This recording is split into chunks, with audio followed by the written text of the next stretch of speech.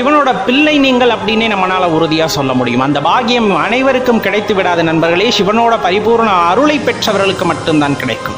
சிவ வழிபாடு அதிகமாகிறது, சிவநாமம் அதிகம் சொல்கின்றோம் என்றால் நம் உலகத்தில் இருக்கக்கூடிய பிரச்சனைகள் யாவும் சூரியனை கண்ட பனி போல விலகி போகும்.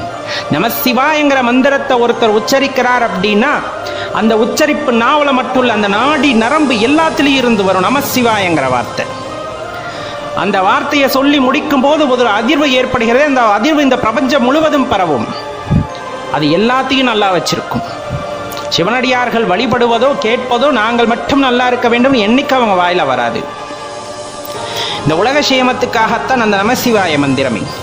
பஞ்சபூதங்களின் ஆற்றலால் இங்கு இருக்கக்கூடிய அனைவர்களும் நலமாக இருக்க வேண்டும் என்பதுதான் அந்த நமசிவாய என்ற மந்திரத்தை கூறுவது.